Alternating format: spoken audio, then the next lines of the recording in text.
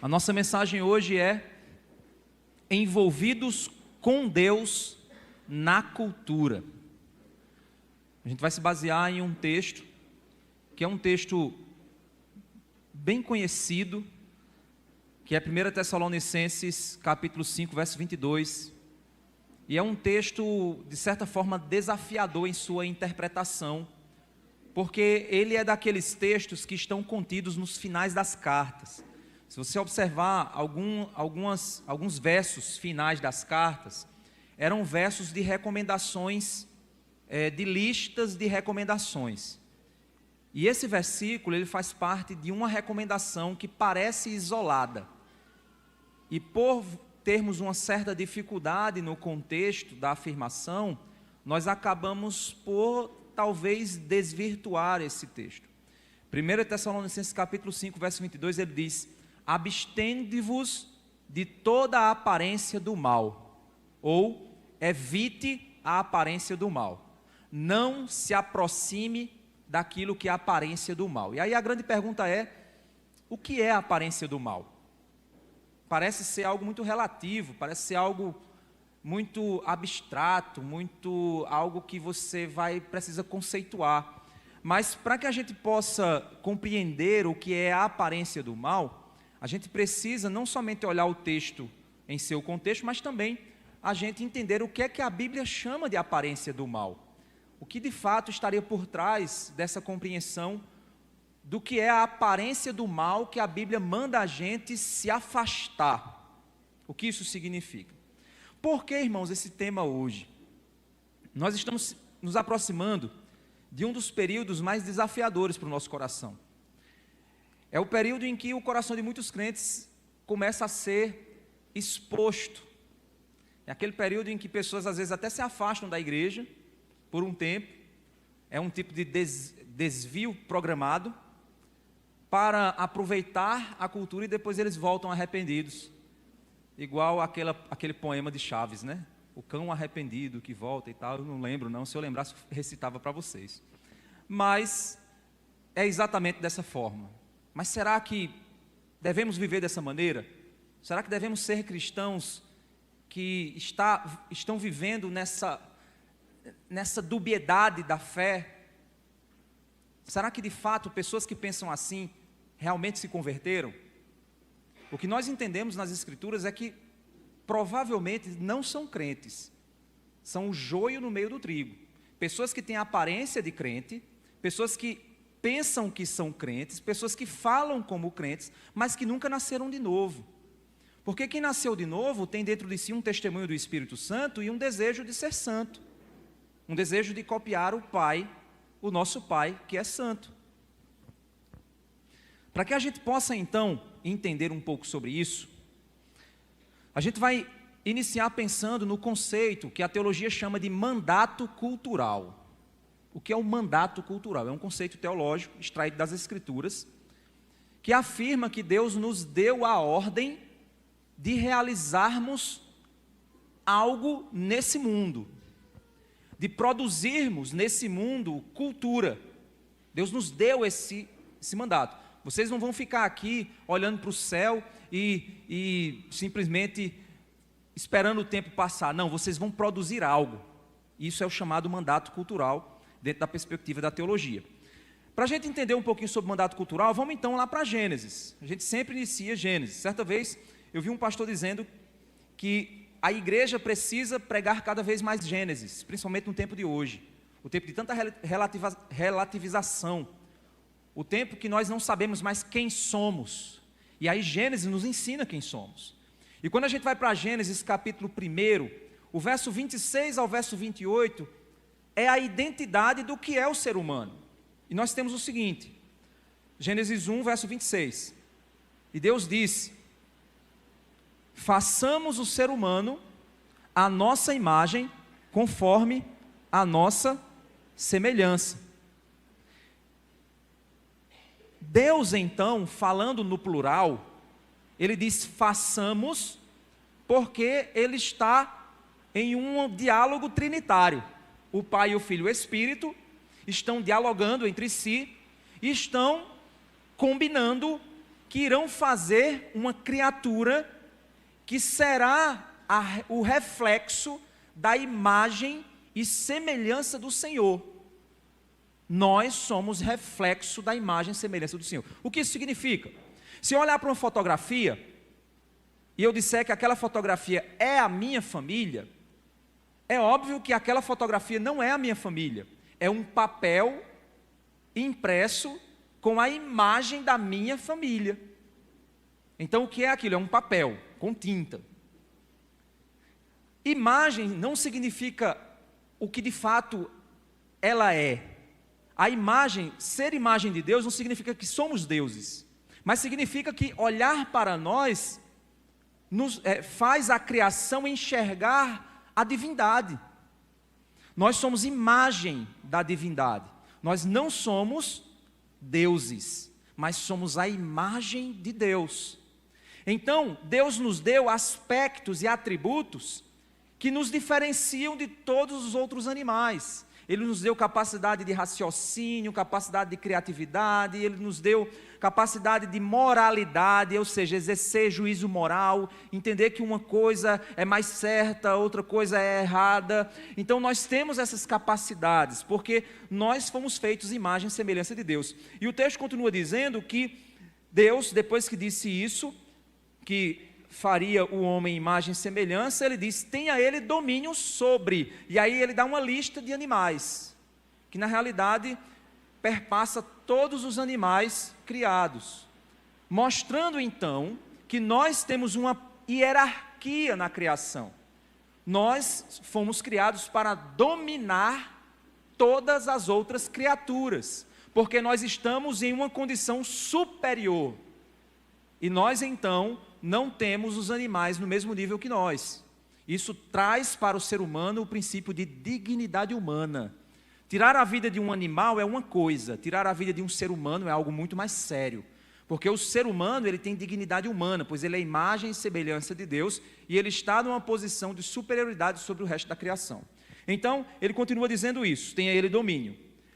No verso 29 ele diz, Deus disse ainda, eis que lhes tenho dado todas as ervas que dão semente, e se acham na superfície de toda a terra, e todas as árvores em que há fruto que dê semente, isso servirá de alimento para vocês, e para os animais da terra, todas as aves dos céus, e todos os animais que rastejam sobre a terra, em que há fôlego de vida, toda a erva verde lhes servirá para alimento. E assim aconteceu, e Deus viu o que havia feito, e eis que era muito bom, ou seja, Deus concluiu então o processo criativo a partir da criação do homem e da mulher. Deus então, no capítulo 2, Ele nos mostra que Ele deu o potencial criativo para a criação. Gênesis capítulo 2, verso 8 e 9 diz assim, e o Senhor Deus plantou um jardim no Éden. Aí por que Deus plantou um jardim, irmãos? Porque Deus não ia pegar o ser humano e jogar dentro do mato, ou jogar numa terra inóspita, porque o ser humano ia morrer. Então Deus preparou um lugar especial, um jardim, com as primeiras condições para que o ser humano pudesse subsistir. Deus então plantou um jardim no Éden e pôs nele o homem que havia formado. Do solo o Senhor fez brotar todo tipo de árvores agradáveis à vista e boas para alimento. Então havia árvores com beleza, diversidade de cores e diversidade de sabores. Então Deus colocou um mundo, Ele poderia ter criado um mundo somente com um tipo de fruta, porque a fruta te alimenta. Então você poderia comer fruta, mas uma fruta só. Não, Deus criou uma diversidade de sabores, uma diversidade de cores, porque Deus Ele é o Deus da diversidade, não da diversidade que o mundo pensa hoje, mas Ele é o Deus criativo, e Ele pôs toda a sua criatividade dentro daquilo que Ele criou nesse mundo. E também, o verso continua dizendo o seguinte, depois que ele fez essas árvores, também a árvore da vida no meio do jardim e a árvore do conhecimento do bem e do mal. Então você tinha duas árvores que elas tinham suas especificidades, eram árvores morais. A árvore da vida, que era aquela árvore que ao comer o fruto dela você viveria para sempre, e a árvore do conhecimento do bem e do mal, que é aquela árvore que exige de você uma decisão de obedecer a Deus. Então, Deus não queria que o ser humano apenas se relacionasse com a criação por meio de seus sabores e cores, mas também que o homem realizasse um exercício moral de submissão a Deus ao não comer o fruto da árvore do conhecimento do bem e do mal. A gente sabe que mais adiante a gente vê isso. No verso 15, nós vemos o seguinte: o Senhor Deus tomou o homem e o colocou no jardim do Éden para o cultivar e guardar. Deus pegou então Adão, colocou no jardim para realizar uma missão: cultivar e guardar. O que isso significa? Cultivar significa produzir, guardar significa manter seguro. O que é cultivar e guardar? Eu vou te explicar usando uma parábola. Aquela parábola dos talentos. Deus deu talentos a diversos servos seus, e Deus deu o talento para o servo e viajou para longe. Depois, quando ele retornava, ele precisava ver os resultados obtidos pelos talentos dados aos seus servos. Alguns servos pegaram o talento e produziram mais talentos, fizeram prosperar, e aquela riqueza foi aumentando sem se perder. Alguns conseguiram duplicar, outros conseguiram uma capacidade bem maior, mas houve um que apenas guardou. Ele não cultivou, ele apenas guardou. O que então o senhor daquele servo diz? Servo mau, eu te dei para que você cultivasse e guardasse, mas você só guardou porque você ficou com medo da minha justiça. Mas você não utilizou-se do que eu te dei para que você pudesse desenvolver o potencial do que eu te dei. Porque o nosso Deus, Ele nos dá coisas para que nós guardemos e cultivemos. Deus quer que você pegue o potencial do que Deus te deu e desenvolva a tua empresa, a tua casa, a tua família, os teus filhos. E então cultivar é você fazer o solo produzir, mas guardar é você manter o solo seguro dos perigos que virão contra a tua produção. É óbvio que aqui nós estamos lidando apenas com Adão e Eva, e você não tem ladrões aqui, porque eles ainda nem tiveram filhos. E aí você vai dizer, ele vai proteger de quê? E aí na sequência Deus então estabelece: você vai comer de todos os frutos que há no jardim, só dessa árvore você não vai comer, porque no dia que você comer dela, você morrerá. Então é a partir daí que a gente entende que Adão foi chamado para cultivar e proteger, cultivar o potencial que Deus entregou na terra, mas proteger a terra daquilo que seria a morte. Pois a morte é a degradação da criação, o caos se instalando em todas as coisas, até o seu fim, até o momento em que a condição ela é estabelecida a partir da morte, a condição de inexistência, de falta de vida, de falta de capacidade de se desenvolver. Então ele deveria cultivar e guardar. Então se eu pegar e te entregar R$1.000 e disser assim: você vai guardar R$1.000, e eu viajar, se eu voltar e você me entregar R$1.000, é sinal de que você guardou. Mas se eu te entregar R$1.000 e dizer, você vai guardar e cultivar, e eu vou embora, quando eu voltar e você tiver só me dado 1.000, porque você só guardou, você tem que me entregar 1.200. Por quê? Porque você guardou e cultivou o que eu te entreguei. É esse o princípio. Então Deus pôs potencial criativo na criação, para que o ser humano desenvolvesse esse potencial para a glória de Deus e para o benefício de todas as criaturas. É isso que ele vai chamar de sujeitar a terra. É isso que ele chama de sujeitar a terra. Portanto, o mandato cultural é o chamado que o ser humano tem para trabalhar, cultivar e guardar em sua vida. Por que a preguiça é um pecado? Porque o preguiçoso, ele não cultiva e guarda. O preguiçoso, ele deixa que as coisas se destruam, se baguncem, que as coisas elas deixem de se aperfeiçoar. O preguiçoso, ele evita trabalho, ele evita problema, ele não desenvolve nada. Esse é o preguiçoso. O negligente é aquela pessoa que não trabalha direito, que faz as coisas mal feitas. O negligente também, ele está em um ato pecaminoso. Porque o que ele recebe, ele deveria ser um bom mordomo do que Deus deu, mas ele não cuida. O ministério daquela pessoa não avança, a vida daquela pessoa não se desenvolve, aquele departamento na igreja não cresce. Por quê? Porque a pessoa não está cultivando e guardando o que Deus mandou que ela fizesse. Isso em todas as áreas da sua vida, meu irmão. Você tem que se desenvolver, você tem que crescer, você tem que avançar, você tem que proteger, você tem que cuidar, você tem que trabalhar. Foi o que Deus deu para você fazer.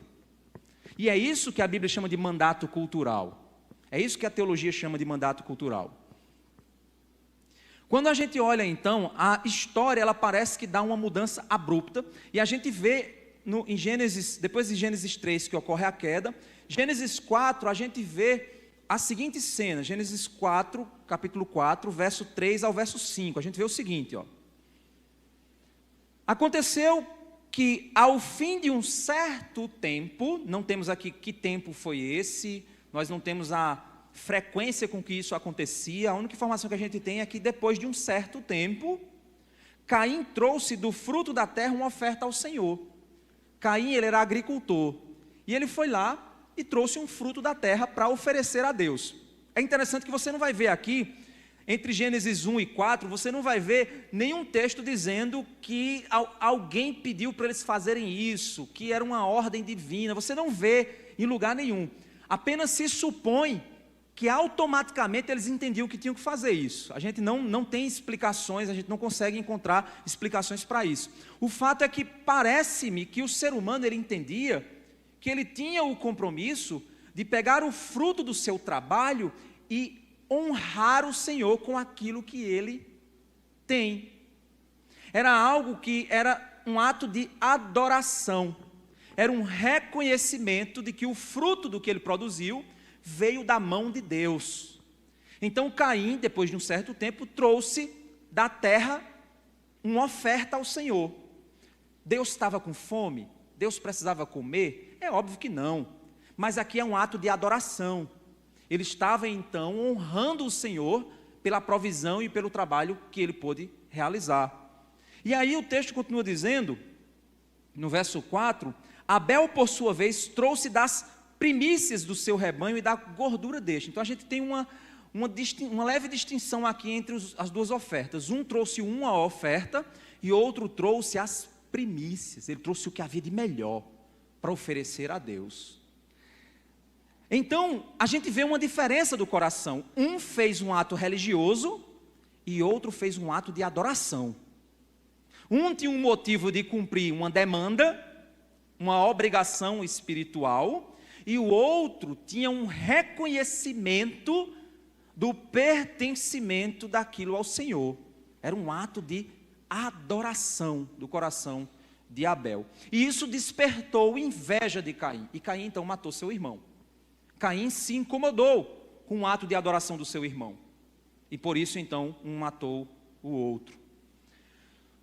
Depois nós vemos que, devido ao pecado de Caim, Deus então expulsa Caim de sua presença, e Caim vai viver sua vida. Quando Caim vai viver sua vida, ele então se multiplica e os seus descendentes criam uma cidade, a cidade de Caim. Quando nós vamos ver a cidade de Caim, em Gênesis 4, verso 19, nós vemos o seguinte, ó. Lameque tomou para si 2 esposas, o nome de uma era Ada e o nome da outra era Zilá, ou seja, o cara já criou a poligamia aqui, já saiu da ordem divina. Ada deu à luz a Jabal, que foi o pai dos que habitam em tendas e possuem gado. Ou seja, ele era alguém que trabalhava, que morava em tendas e que cuidava de gado. Era um agricultor, não, um fazendeiro. O verso 21 diz, o nome de seu irmão era Jubal, que foi o pai de todos os que tocam harpa e flauta. Então era alguém que fazia instrumentos musicais. Olha que interessante. Zilá, por sua vez, deu à luz Tubal-Caim, artífice de todo instrumento cortante, de bronze e de ferro.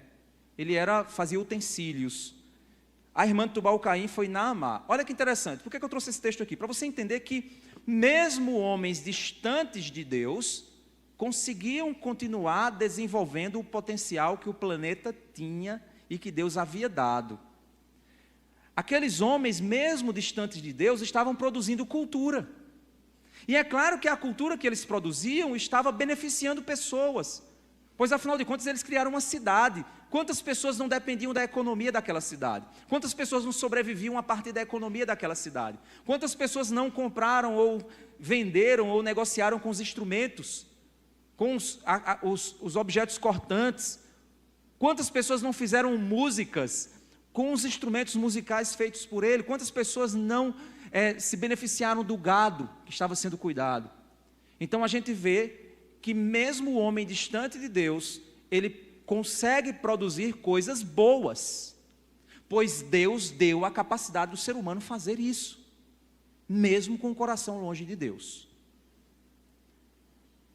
Por exemplo, um dos grandes ganhos da medicina foi a penicilina. Foi algo que gerou uma mudança e reduziu significativamente o número de mortes no mundo. Mas a penicilina não foi feita por um crente. O cara não estava adorando a Deus na hora de fazer a penicilina, ele estava querendo resolver o problema humano. Ele estava tentando ver se ele conseguia amenizar o sofrimento humano. E então ele realizou, ele estudou, ele pesquisou e ele descobriu algo que iria beneficiar o homem. Não necessariamente aquilo que o homem faz de bom é sinal de que ele é um crente, mas de que ele está sendo instrumento da graça de Deus. Isso não leva ele para o céu, mas produz o reflexo da bondade de Deus e da provisão que Deus tem sobre suas criaturas. A Bíblia diz que Deus derrama chuvas sobre justos e injustos, pois Ele provê toda a terra, e o homem não pode ter desculpa diante de Deus, porque Deus é bom, a sua misericórdia dura para sempre. Mas isso não é sinal de que as pessoas que produzem coisas boas vão para o céu, porque salvação não é por obras, salvação é por fé. O problema é que toda produção possui um motivo para ser produzido, e pode ser usado para aquilo que é ruim.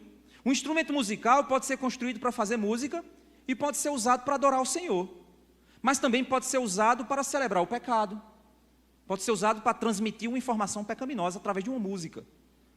O ser humano continua usando tecnologia para se levantar contra Deus, e a gente chega lá em Gênesis 11, a gente não vai ler o texto, fazer só referência. Gênesis 11, do verso 1 ao 4, nós temos a Torre de Babel, e a Torre de Babel, ela vem exatamente após o fim do dilúvio, e Deus em Gênesis 9, Deus diz a Noé que ele e seus filhos devem se multiplicar e se espalhar sobre a terra.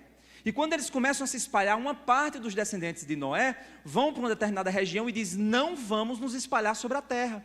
Nós vamos pegar os tijolos que nós fabricamos, vamos fazer tijolos melhores, vamos avançar a tecnologia civil e vamos construir uma torre tão grande para que não nos espalhemos sobre a terra. É interessante que, quando você lê o texto, você vê que eles estão claramente se levantando contra a ordem divina. E eles dizem assim: e nós faremos o nosso nome grande sobre a terra. Ou seja, o coração humano deseja ser grande sem Deus. O coração humano deseja pegar a criação de Deus, fazer uso dela e pôr Deus no banco. O ser humano quer se livrar de Deus. Aquela frase famosa: Deus está morto. Aquelas ideias que talvez você já ouviu, que as religiões são para a dominação da mente, que na realidade elas são tentativas de manipular as pessoas, e os verdadeiros livres, eles não acreditam em Deus, mas eles acreditam em quê? Na ciência. Eles acreditam em falsos deuses que prometem um mundo melhor, mas um mundo melhor sem Deus.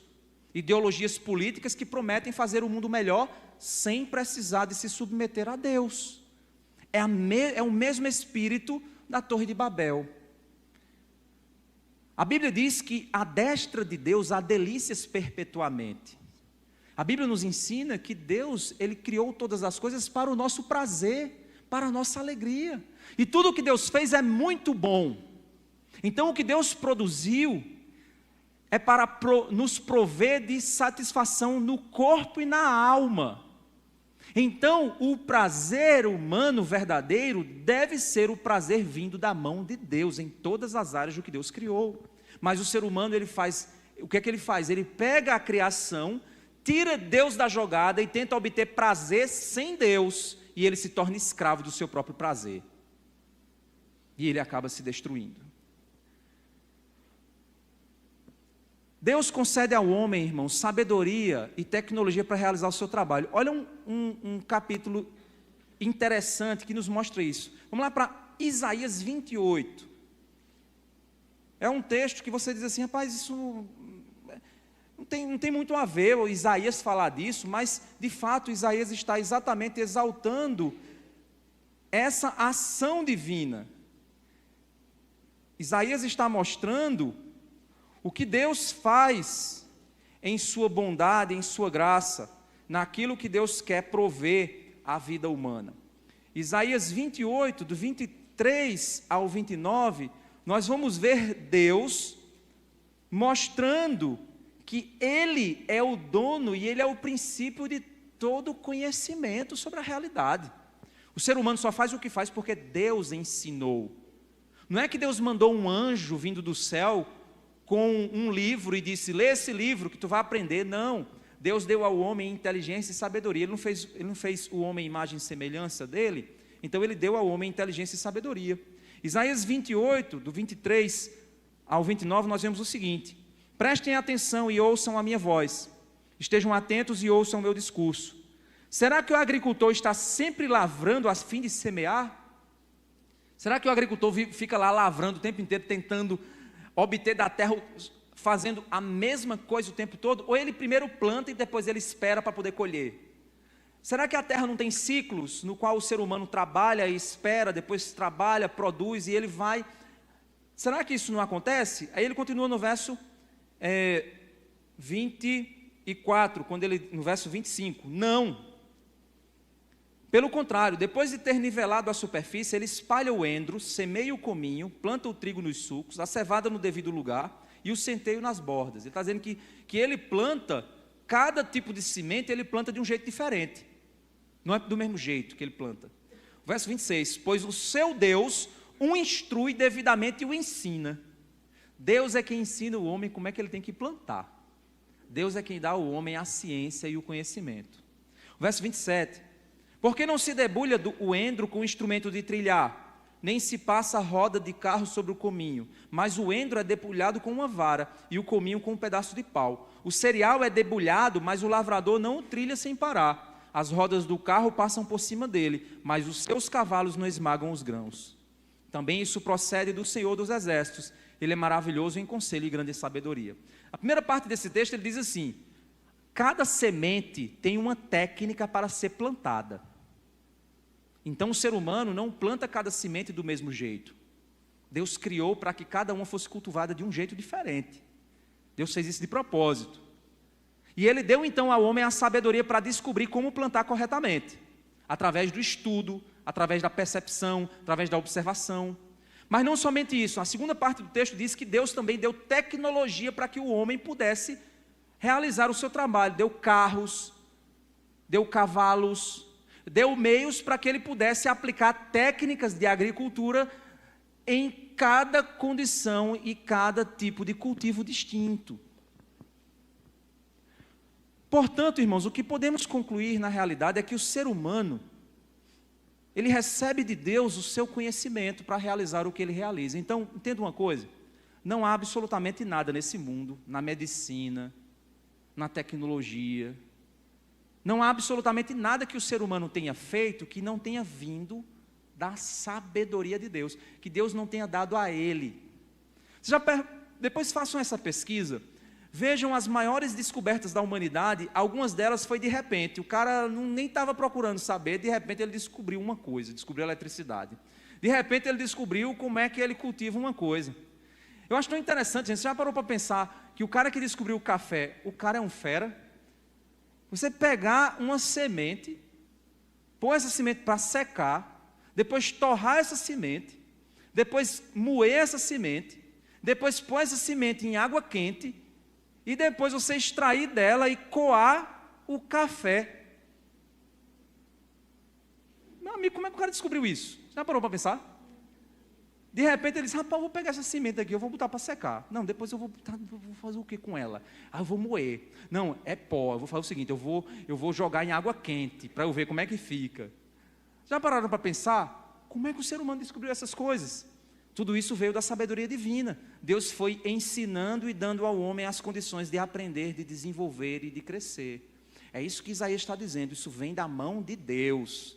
Então não há nada que o homem não faça de bom, que não seja fruto da bondade divina por trás de todas as coisas.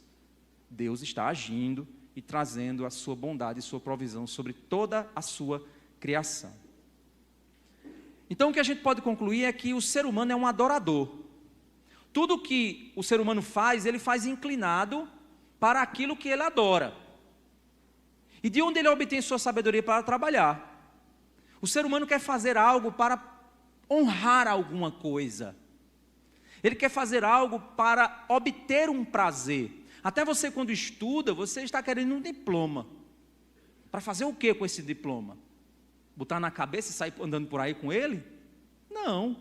Você quer encontrar um emprego.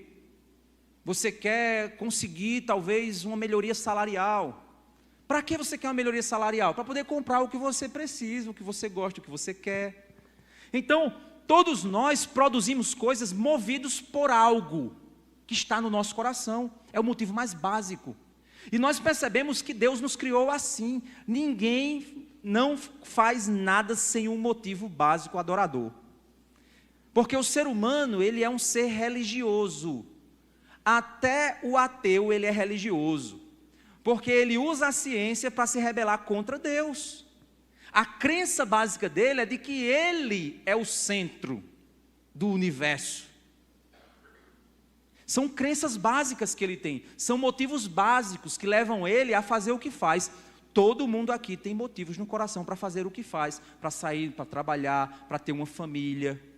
Tudo tem um motivo para você fazer o que você faz. É assim como Caim e Abel. Um adorou a si mesmo. O outro adorou a Deus.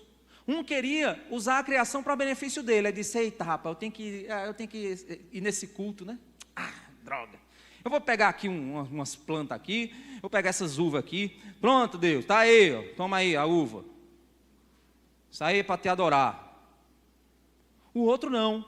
O outro foi lá e pegou do melhor, preparou, ajustou e ofereceu a Deus o que tinha de melhor daquilo que Deus havia dado a ele. Se Deus é a fonte de todo o saber, de toda a bondade, toda a beleza, toda a justiça e toda a verdade, então tudo que ele fornece ao homem deveria produzir coisas boas, e tudo deveria voltar como oferta de adoração a Deus. Quando nós então usamos as coisas boas que Deus nos dá e fazemos o bem, isso produz glória para Deus.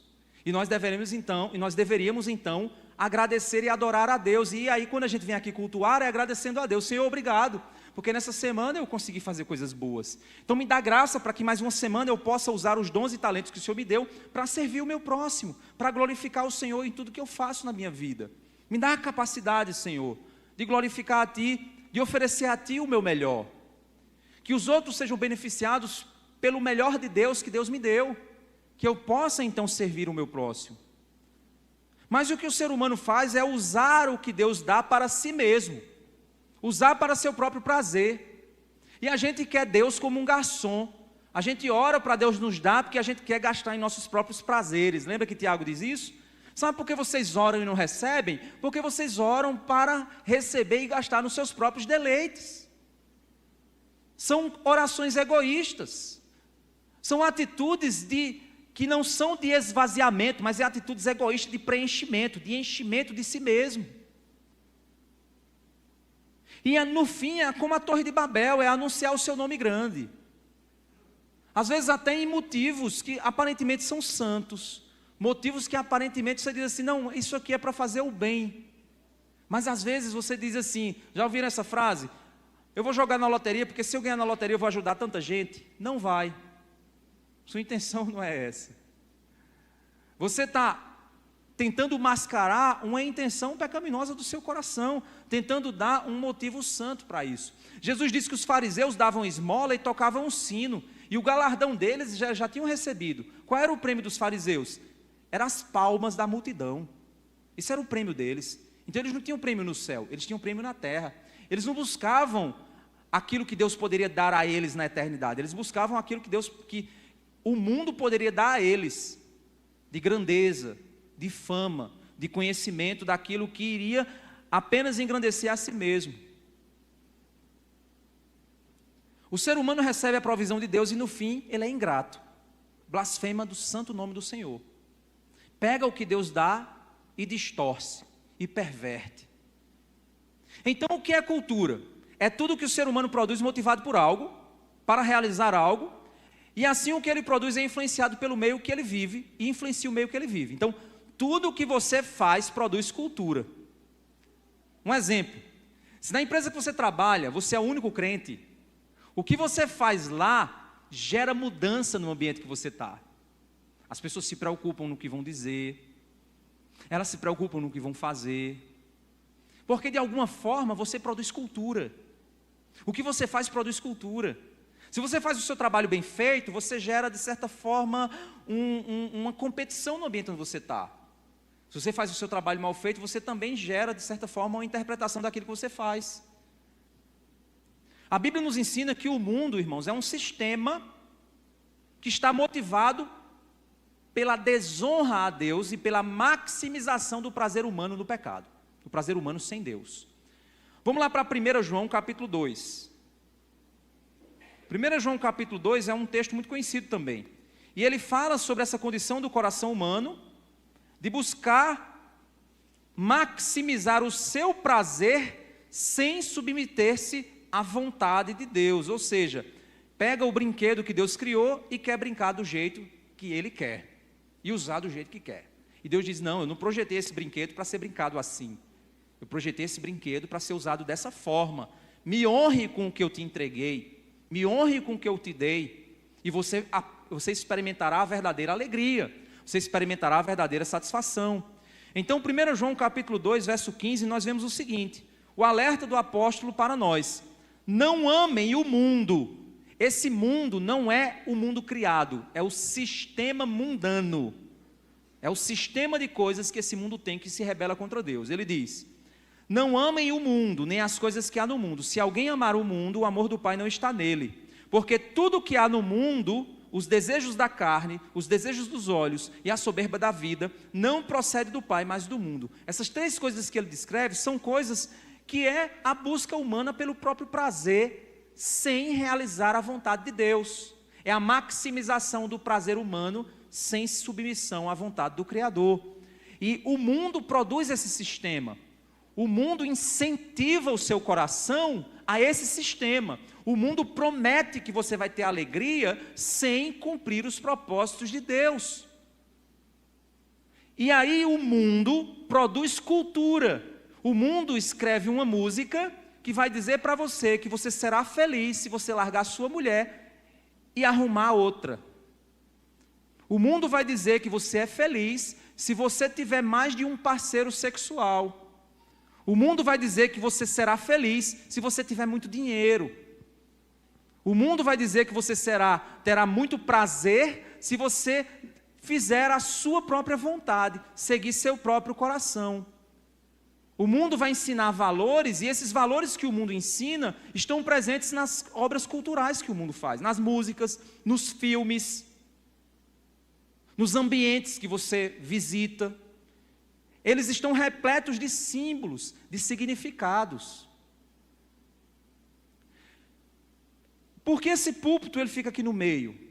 Porque nós entendemos que isso simboliza a centralidade da palavra. Se você observar, existem igrejas que o púlpito fica do lado, e a coisa que está no centro, às vezes é um elemento religioso, que eles dão grande importância àquilo ali.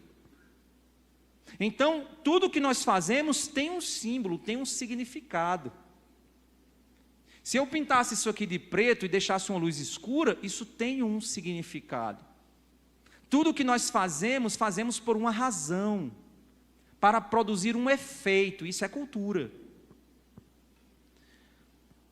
O mundo, então, irmãos, produz obras perversas, e nós que estamos na luz precisamos conhecer e lançar luz sobre essas obras. Vamos lá para Efésios capítulo 5. Efésios capítulo 5, a partir do verso 3, nós vemos o seguinte: que a imoralidade sexual e toda impureza ou avareza não sejam sequer mencionadas entre vocês, como convém a santos. Ele está falando 3 coisas aqui. Uma delas é imoralidade sexual. O sexo foi algo criado por Deus. O que é a imoralidade sexual? É usar o sexo para trazer prazer fora do propósito de Deus. Fora do propósito que Deus criou o sexo. Deus criou o sexo para ser experimentado no ambiente do casamento, em um ambiente de compromisso, em um ambiente de fidelidade, em um ambiente de exclusividade, em um ambiente de intimidade. O sexo foi criado para a alegria daqueles que devem viver de modo exclusivo, íntimo e fiel. Foi para isso que o sexo foi criado. E aí esse sexo que trará alegria também produzirá vida, produzirá filhos, a partir dessa alegria que Deus então deu. E o que é a imoralidade sexual? É quando você pega o sexo e tira ele do objetivo divino. Então ele está dizendo que a imoralidade sexual, a impureza, o que é impureza? Impureza é tudo aquilo que é sujo, tudo aquilo que você teria vergonha de dizer que faz ou que pensa. Aquilo que você diz, rapaz, isso é impuro.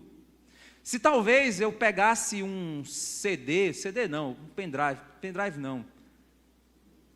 Baixasse para o Bluetooth, também não, né? Eu pegasse a tecnologia mais moderna que tem no mundo, a nuvem, e eu baixasse os seus pensamentos para a nuvem, e tudo que você pensou, viu, falou, não falou, eu projetasse nesse projetor aqui, para que toda a igreja visse o que você pensou no dia de hoje, para onde você olhou, o que você pensou, o que você fez. E eu tenho certeza que muitas dessas coisas você ficaria com vergonha, diria, pelo amor de Deus, faça isso não, porque são coisas impuras. E aí ele diz, essa impureza, ou também a avareza. O que é avareza, irmãos? Avareza é quando eu quero algo para mim e não quero para mais ninguém. Eu sou egoísta. Eu acho que eu preciso do dinheiro, eu não divido com ninguém, eu quero mais e mais e mais, porque quanto mais eu tiver, mais poder eu tenho, e eu não divido com ninguém, e tudo é para mim. Primeiro eu, segundo eu, terceiro eu. Isso é avareza. Isso é avareza. E aí ele diz que essas coisas, elas não convêm a santos, porque ser santo é ser separado, ser purificado para Deus. Então alguém que foi comprado pelo sangue de Cristo, foi alguém que foi comprado para ser utensílio santo. Então você não pode ser instrumento de propagação de coisas que são imorais, impuras e egoístas. Você não pode. Então tudo que Deus pôr na sua mão, para você fazer, você tem que fazer, mas você tem que ter cuidado para que quando você for fazer, essas coisas não denotem impureza, imoralidade, não denotem avareza, mas que seja exatamente o oposto. E aí ele continua dizendo, não usem linguagem grosseira, ou seja, linguagem que machuca os outros. Não digam coisas tolas, ou seja, conversação de besteira, aquela conversa que vai produzir imoralidade, aquela piada que não faz sentido, que não vai ajudar, aquela conversa que só vai produzir aquela fofoca, usar a sua boca para fofocar. Nem indecentes, pois isso não convém. Pelo contrário, digam palavras de ações de graças, use sua boca para abençoar e não amaldiçoar. Fiquem sabendo disto, nenhuma pessoa imoral, impura ou avarenta, porque a avareza e a idolatria têm herança no reino de Cristo e de Deus. Então, gente, quem usa seu corpo, sua boca, suas mãos, sua mente, sua criatividade, para produzir ou propagar coisas imorais, impuras e idólatras, não é crente. Nós devemos ter nojo delas. Quando uma música, quando um determinado artista produz músicas ímpias, você não tem que ficar admirando o cara, você tem que dizer, esse cara é nojento, eu tenho nojo desse cara. O estilo de vida dele, as músicas dele, não combinam comigo. Eu sou santo. E aqui ele diz, não se deixem enganar com palavras vazias, porque a ira de Deus vem sobre os filhos da desobediência por causa dessas coisas. Gente, ele está dizendo que quem vive isso, não obedece a Deus e está indo para o inferno. E por que a gente tem crente? Nós temos crente dentro da Batista da Graça, que eu sei que faz isso. Se associa com coisas impuras, vai e frequenta lugares que não são bons para você frequentar. E às vezes eu falo, eu prego, eu ensino, eu fico aqui morrendo, a minha língua, meu queixo cai, meu cabelo vai caindo cada vez mais, meu bucho vai crescendo. Eu vou ficando velho e doido e repetindo, e mesmo assim o povo continua. No início do ministério eu dizia, meu Deus, por quê? Será que é porque eu não estou sabendo explicar? Aí a vida vai passando e Deus vai dizendo, meu querido, meu filho amado, existe joio no meio do trigo. E uma vez Deus, num momento de oração e de aflição sobre essa situação, Deus me deu uma palavra, assim, uma interpretação interessante. Eu estava exatamente lendo esse texto sobre o joio no meio do trigo. Aí eu disse assim, mas Deus, por quê? Aí Deus disse assim, olha, no dia que você conseguir arrancar o joio do meio do trigo, a sua igreja não é bíblica. Porque a palavra diz que o joio sempre vai existir no meio do trigo. Então, meu querido crente, você que está aqui, tem descrentes aqui disfarçados de crente. Não se engane, não se engane. Tem gente aqui que está no hall de membros, tem gente aqui que faz, oh Senhor, minha vida eu quero obedecer, como oferta de amor. E ele não é crente. Sabe por quê? Porque o texto bíblico diz que naquele dia muitos virão e dirão, Senhor, nós profetizamos em Teu nome, nós fizemos milagres em Teu nome, Senhor, a gente não faltava num culto, Senhor.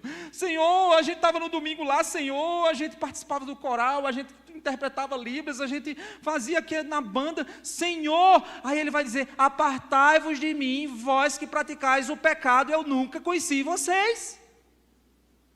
Então não é você estar no hall de membro de uma igreja que faz você crente. Não é eu pegar você e derramar aqui debaixo da água aqui que vai fazer você crente. É uma obra do Espírito Santo dentro de você, e isso muda suas ações, muda suas motivações. Uma das coisas que eu mais tenho medo na minha vida é eu ser pego pelo Senhor, fazendo coisas que desagradam o Senhor. Eu temo isso. Aí você diz, pastor, então você é perfeito? Não, eu peco. Eu faço coisas que me envergonham. Eu tomo decisões e tenho pensamentos que são impuros, que são errados. Mas isso me incomoda. Eu vi um dia desse uma frase do Augusto Nicodemos que eu achei fantástica. E é interessante que à medida que você vai ganhando experiência, parece que dentro da teologia você vai envelhecendo e você é uma pessoa bíblica, você começa a adquirir a capacidade de sintetizar verdades profundas em frases curtas. E ele pôs uma frase no Twitter dele dizendo assim, a conversão não anula a carne, mas inaugura uma guerra. Aí eu disse, caramba, a minha vez, né? É assim, né, que os adolescentes fazem. Eu disse, caramba, é isso. Não é que eu parei de pecar, mas eu estou em guerra contra o meu pecado. Eu estou lutando contra ele. Eu não quero estar em lugares, eu não quero ouvir coisas, eu não quero ver coisas, eu não quero conversas, eu não quero, eu estou em guerra, eu quero matar esse velho homem que está aqui. Miserável homem que sou, quem me livrará do corpo dessa morte? Dou graças a Deus por Cristo Jesus. Então, irmãos, nós fomos chamados para isso. O verso 7 diz, portanto, não participem daquilo que eles fazem. O que é que eu vou fazer dentro do parque do povo, meu irmão? Um ambiente onde tem meninas com roupas cada vez mais curtas, onde tem pessoas se pegando, pessoas que estão lá claramente por motivos pecaminosos. Um ambiente onde tem cultivo de adultério, realização de prostituição, a execução de coisas impuras e indevidas, e eu estou lá dentro me sentindo o máximo. Isso não convém, meu querido, você tem que ter nojo. Você tem que ter nojo, porque o que o texto está dizendo, olha, portanto, não participem daquilo que eles fazem, porque no passado vocês eram trevas, mas agora são luz no Senhor. Vivam como filhos da luz, porque o fruto da luz consiste em toda bondade, justiça e verdade. tratando de descobrir o que é agradável ao Senhor. Não sejam cúmplices nas obras infrutíferas das trevas, pelo contrário, tratem de reprová-las. Não seja cúmplice, mas reprove. Não participe, mas se afaste e diga: está errado. Isso está errado. Mas a gente participa, diz: não, é porque é cultura, é cultura. Eu participo da cultura, não é cultura, é a nossa cultura nordestina. Gente, pelo amor de Deus, já deixou de ser cultura nordestina há muito tempo. Porque a Loki tem a ver com São João. Já parou para pensar nisso? Já deixou de ser cultura há muito tempo, meu querido. Estava hoje conversando com os diáconos, e aí você tem um ano inteiro aquele sítio de São João lá. O ano todinho aberto lá para você olhar a cultura. Por que tu tem que levar a tua família exatamente nesse período para ir olhar a cultura? Por quê? Não, mas é porque a gastronomia. Por que tu tem tanto restaurante na cidade, por que tu tem que ir lá para dentro, um restaurante? Por que tem que ser nesse período? Não, mas é por causa da minha família. Sim, a tua família está vendo tua atitude e você se dizendo crente, e depois você quer e ora, Senhor, salva a minha família, mas você é um testemunho satânico na sua família? Testemunho de hipocrisia? Testemunho de mentira? Testemunho de perdição? Testemunho de um falso crente que está indo para o inferno dizendo que está indo para o céu? E aí depois você quer que sua família se converta. E aí pode ter certeza que você vai para o inferno, sua família vai para o inferno, e quando chegar lá o culpado vai ser você. Por causa do seu testemunho, por causa da sua atitude. E o texto é claro. O verso 11 diz: não sejam cúmplices, mas reprovem. O verso 12: pois aquilo que eles fazem em segredo é vergonhoso até mencionar. Mas todas as coisas, quando reprovadas pela luz, se tornam manifestas, porque tudo que é manifestado é luz. Eu quero ser muito claro aqui. Eu não estou proibindo ninguém de nada. Eu não tenho esse poder nem essa capacidade. Mas eu quero dizer uma coisa para você, lançando luz. Se você vive desse jeito, você precisa se converter a Jesus Cristo, pois você está indo para o inferno.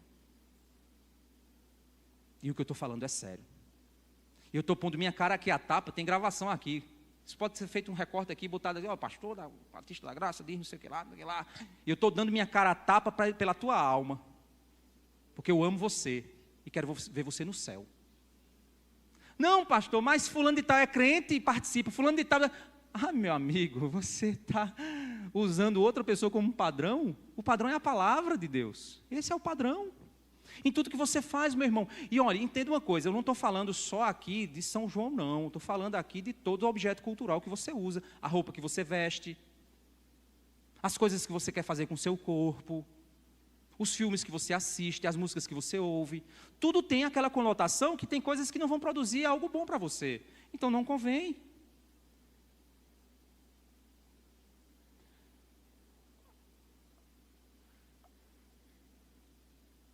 Vamos lá para 1 Coríntios capítulo 10. Você diz assim: pastor, mas isso é coisa do mundo de hoje? Não, gente, a igreja já lidava com isso. Imagina você juntar judeu, gentio, em uma sociedade cheia de culturas distintas vivendo no mesmo lugar. Isso era a época da igreja primitiva.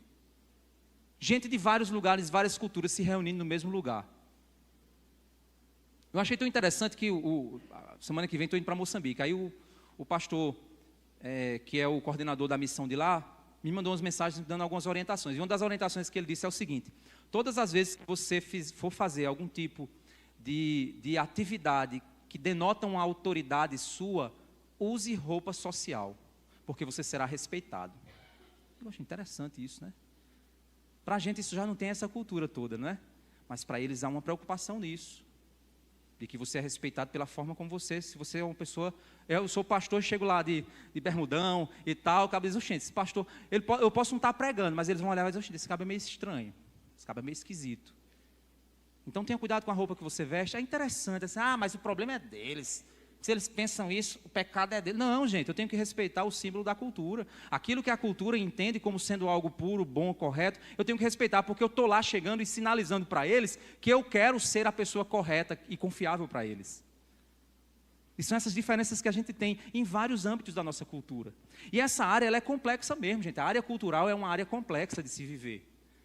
Missões transculturais é uma das áreas mais complexas dentro da área de missões, porque você está lidando com culturas distintas, e você diz assim: caramba, o que é que isso significa naquela cultura?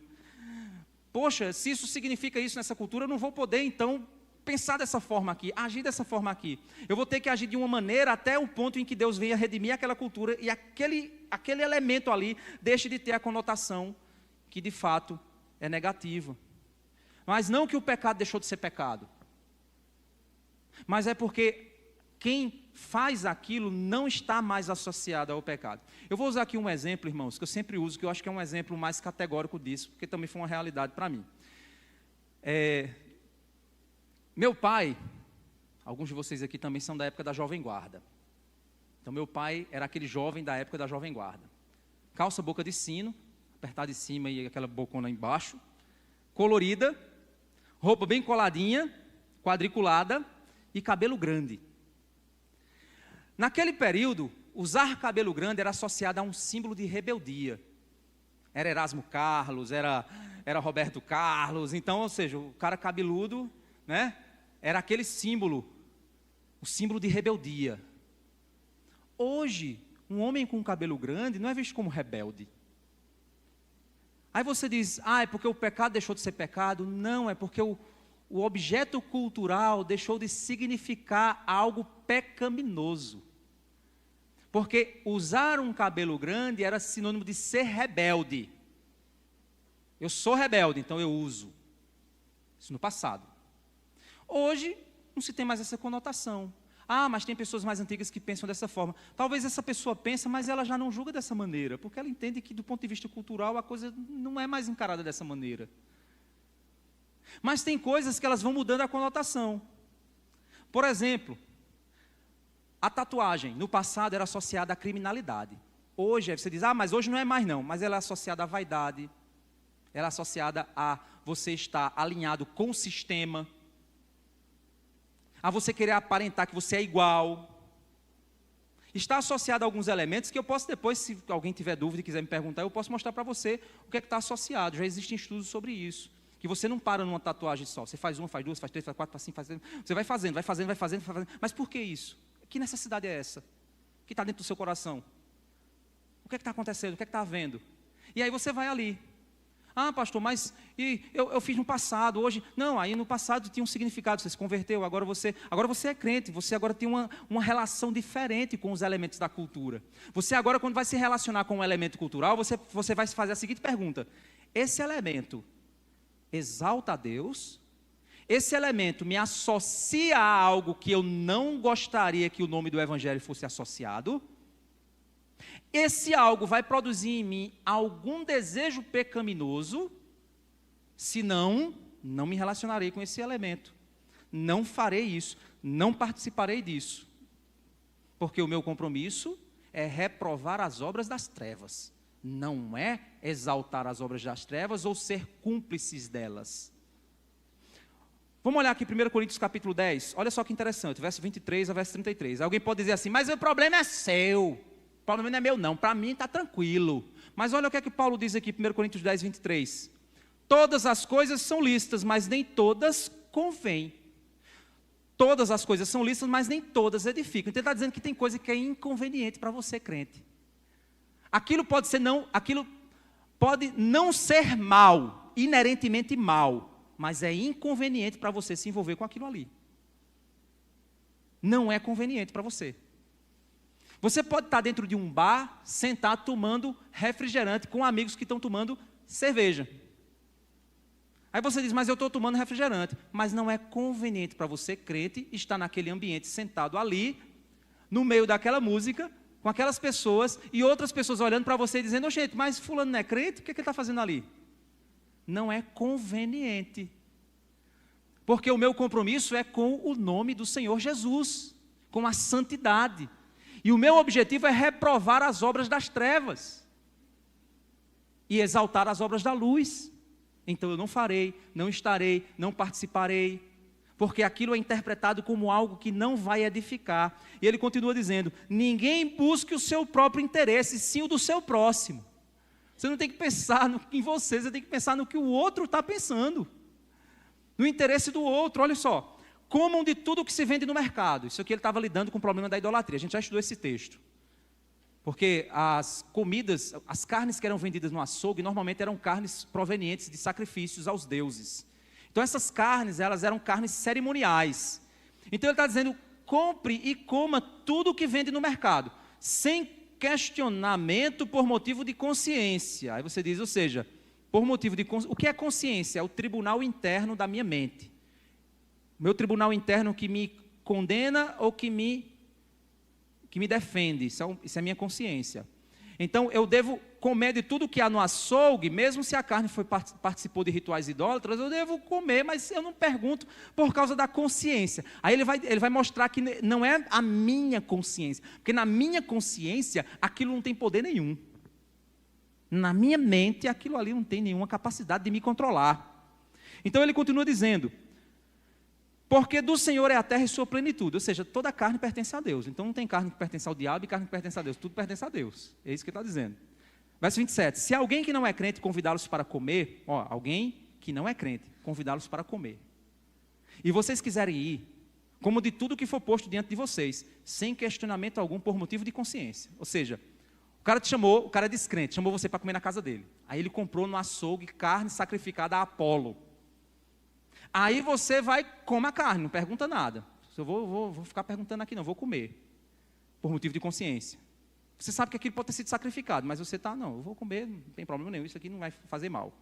Verso 28. Porém, se alguém disser a você, isto é coisa sacrificada a ídolo, não comam por causa daquele que deu a informação e por motivo de consciência. Verso 29. Consciência, eu digo não a sua propriamente, mas a do outro.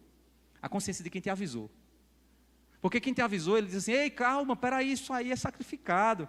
Aí você diz, opa, peraí, essa pessoa está me advertindo porque a relação que ela tem com isso é pecaminosa. E se eu fizer isso, eu vou dar um testemunho a ela de que ela também pode fazer. Ela também pode participar, sem problema algum, mas a consciência dela ainda está escravizada. É exatamente essa relação. Você está entendendo que interessante? Existem alguns cuidados, irmãos. No verso 31, quando ele diz assim, verso 29. Pois por que a minha liberdade deve ser julgada pela consciência de outra pessoa? Se eu participo com gratidão, porque sou criticado por causa daquilo que dou graças? Portanto, se vocês comem ou bebem ou fazem qualquer outra coisa, façam tudo para a glória de Deus. Faça para a glória de Deus. Se aquilo não glorificar a Deus, então não faz. Porque tem gente que hoje diz, não, eu vou para a farra para a glória de Deus. Eu vou fazer coisa errada para a glória de Deus. Isso é para a glória de Deus, pastor. Não, meu amigo. Se a coisa ela é interpretada de maneira equivocada, se ela vai ser motivo de escândalo, motivo de interpretações equivocadas, ou vai associar o evangelho a algo que não é bom, então não está produzindo glória para Deus. Então não faz. Então esse negócio agora de tudo é para a glória de Deus, é motivo para você se envolver em coisa errada. E tem muito reformodinha fazendo isso. Eu sou reformado, viu, irmãos? Mas tem muito reformodinha fazendo isso. Muito pastorzinho reformodinha na internet ensinando isso para o povo. Não, é para a glória de Deus. Vou riscar aqui uma cruz bem grande na minha testa, raspar a cabeça e riscar uma cruz aqui e botar assim, Jesus é bom para a glória de Deus. É para a glória de Deus. Vou botar um cajado aqui, vou botar um negócio aqui, é para a glória de Deus. Não, eu vou ser associado ao quê? Não tem necessidade. Vão ter lugares que as pessoas não vão me deixar entrar. Eu vou despertar nas pessoas um sentimento que não vai ser legal. As pessoas vão duvidar das minhas motivações do meu coração. Então, para que eu vou fazer isso? Eu não vou me associar. Eu vou ser livre. E é interessante, irmãos, é que aí quando ele diz, no verso 32, não se tornem motivo de tropeço nem para judeus, nem para gentios, nem para a igreja de Deus. Tem gente que está levando outros crentes a tropeçarem por causa daquilo que eles fazem. Assim como também eu procuro em tudo ser agradável a todos, não buscando o meu próprio interesse, mas o de muitos, para que sejam salvos. Eu quero que as pessoas vejam o meu testemunho e queiram o Cristo que eu creio. E eles vão perceber que a minha alegria não está ao me associar a coisas ruins. A minha alegria está exatamente estando distante das coisas ruins. A minha alegria está porque Cristo é suficiente para a minha alma. A minha alegria está nisso. E aí vamos voltar a 1 Tessalonicenses capítulo 5, verso 22. Lembram o que é que ele diz? Abstende-vos de toda aparência do mal. Se algo aparenta não ser bom, ou vai associar a imagem do evangelho a algo ruim, eu devo me abster. eu devo evitar. Para onde foi esse ensino, irmãos? E aí, para a gente concluir, algumas lições práticas. Eu tenho 3 reações diante da cultura. Quando é impossível não se envolver com a cultura. Se você existe, você vai se envolver. Se você entra numa loja, está lá. Não tem como você. Não, ai meu Deus, não vou ouvir. Não, você vai ouvir, você vai instalar, você vai comprar na loja, você vai sentar no restaurante. Você vai se. Não tem como você ser alguém que evita se envolver nesse mundo. Você vai ter que sair do mundo. E eu acho que não tem outro planeta para nós, a não ser esse. Então, existe a reação de abominar tudo e dizer, é tudo do diabo. Se não for feito dentro da igreja, e se não for gospel, é do diabo. Mas tem coisa gospel que é do diabo, viu gente? Pode ter certeza. Tem umas músicas hereges aí que, eu digo a vocês, nasceu no coração do capeta. Tem meio mundo de coisa e é um ritmo tão bom que você está cantando lá. Ajuda-me a sentir teu coração. Jesus, quero ouvir teu respirar. Tirar teu fôlego com a minha fé. Eita! Já parou para pensar nisso? É bonita essa música, é legal de cantar. Mas eu vou orar de uma maneira tão intensa que Jesus vai dizer, para de orar que eu não aguento. Tu está tirando meu fôlego com a tua fé. Que loucura, velho. Que loucura. Eu estou tirando o fôlego de Jesus, porque a minha oração é tão poderosa que Jesus, o inferno treme diante da minha oração, e Jesus diz assim, eita, lá vai ele começar a orar, deixa eu fazer logo a vontade dele, porque senão eu vou ficar sem fôlego. Olha que loucura. Mas parece linda, né? A gente canta, abraça-me. A gente está lá, porque é bonita, a melodia é bonita, mas pode ter certeza que foi o diabo que escreveu. E aí a gente acha que tudo que é gospel é bom. E tudo que é do mundo, aí a criança vem aquela pergunta prática, né?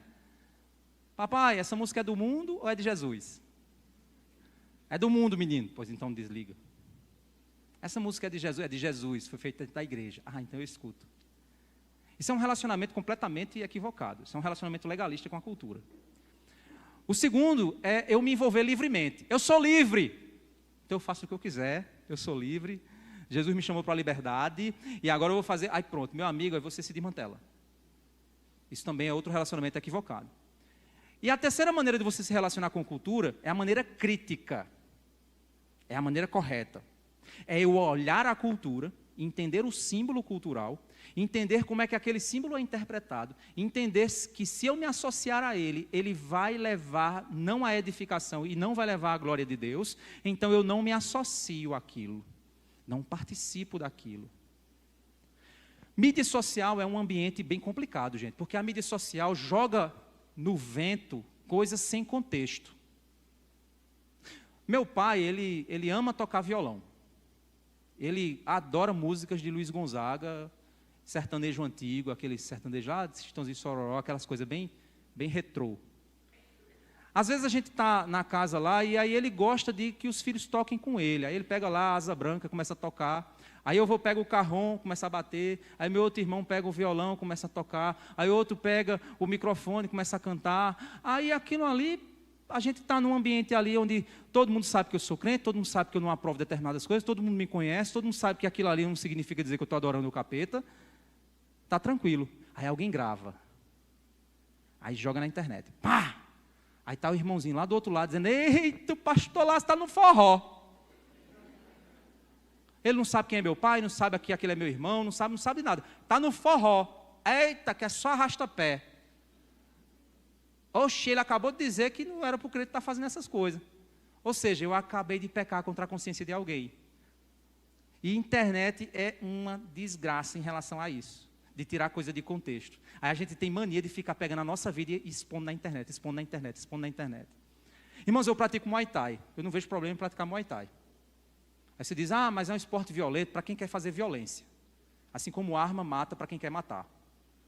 Mas é um esporte, é um movimento do corpo, é um esporte, é uma arte de uma cultura, da cultura tailandesa. É uma arte. Eles usavam para a guerra. É uma arte, é um esporte, e eu pratico. Aí uma vez eu fui e coloquei um stories, eu dando um murro num saco. Aí uma irmã mandou uma mensagem para mim, pastor, que violência é essa? Eu digo, eita rapaz, não vou mais botar isso na internet. Aí eu criei um perfil pessoal meu, que eu só aceito quem são pessoas que conhecem a minha vida, sabe, meu contexto. Sabe quando eu estou dando um chute lá, eu estou tirando onda. E o cara dizendo, o velho, doido para se quebrar. Então eu não estou mostrando que eu sou poderoso, estou mostrando que o velho está tentando sobreviver. E aí, quem me conhece sabe o contexto do que eu estou fazendo. Então essa pessoa não vai se escandalizar, ela não vai achar que eu estou... Ela não vai achar nada disso. E aí, a gente, nesse ambiente de mídia, nesse ambiente midiático, a gente posta certas coisas porque a gente quer causar mesmo, viu? Ou você acha que a gente não acha que não quer? Vou postar lá em frente à academia. Lembra lá a foto que eu ensinei vocês a tirar? Eu não estou querendo mostrar que eu estou fazendo esporte, porque você sabe quando alguém tira uma foto, estou no esporte. Obrigado, Senhor, por estar no esporte. Você sabe, mas a coisa... Aí você diz, isso não é a intenção, a intenção é outra. Você sabe, interpretação. Quem conhece o contexto sabe o que aquela pessoa está intencionada, e aquela pessoa acha que está abafando, mas todo mundo sabe o coraçãozinho daquela pessoa. Então, gente, aí você diz, pastor, você está levando a coisa para uma abstração, mas é abstrato mesmo, irmãos. Cultura é assim. A associação, eu fico pensando como era difícil a vida dos apóstolos. Mas o cara está comendo carne de porco. Ele diz, mas não tem problema não, rapaz. Não, mas ele não pode comer carne de porco, que é impura. Não, mas isso é da velha aliança. Não pode comer carne de porco, não tem problema não. Mas o cara está tomando sangue aí, comendo sangue. Sangue, não pode comer sangue. Porque não... Olha a confusão dentro da igreja. Hoje a gente ainda lida com uma cultura homogênea, né?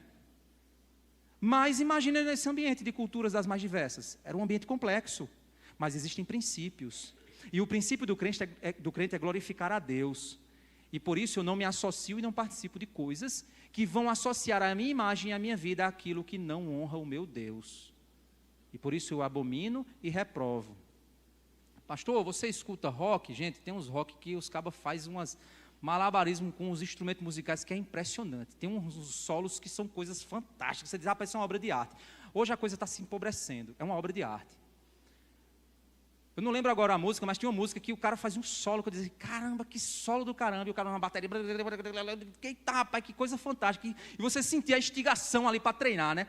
Eu fui inventar de olhar a tradução da música. Aí falava de um negócio que o cabo ia morrer, que o cabo não sei o que lá, tinha umas conversas lá, que eu disse, meu Deus, acabou com a música, eu disse que era melhor não ter visto a tradução, ficava só com o ritmo.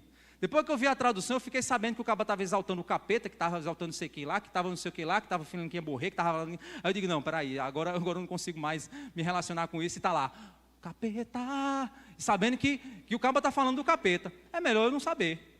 Aí eu fico o quê? Ouvindo a música, dizendo, rapaz, que solo do caramba, rapaz, como a bondade, como a graça de Deus nesse cara que é ímpio, mas olha só a habilidade belíssima que Deus deu a esse cara para realizar esse som. Que coisa, e que pena que esse cara no fim vai morrer e vai para o inferno, porque ele não exalta a Deus com o que ele faz. Ele não exalta a Deus com a graça, com a beleza, com a verdade, com aquilo que Deus deu a ele. Que pena, gente. Ele não vai. Mas o que o cara faz, rapaz, isso só pode vir da mão de Deus. Mesmo esse cara sendo quem é. Essa relação com a cultura é uma relação madura. Agora, esse nível de maturidade só é possível se você tiver compromisso verdadeiro com o Evangelho. Se você não tiver, então é melhor você, se a sua consciência não tem liberdade em determinadas coisas, então não te envolve, cara, senão tu vai se quebrar. Senão tu vai se dar mal. Senão você vai se desviar dos caminhos do Senhor. Gente, esse é um tema bem complexo. Passei mais de 1 hora aqui para tentar expô-lo para você.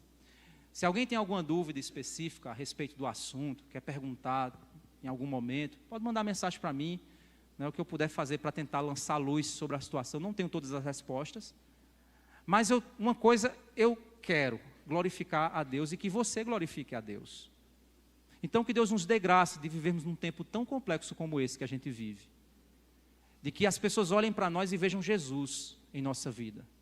Não veja gente brincando de crente, não veja gente namorando com o mundo, não veja gente hipócrita, mas veja gente de verdade, que ama Jesus e que quer viver de maneira santa, em um mundo tão difícil.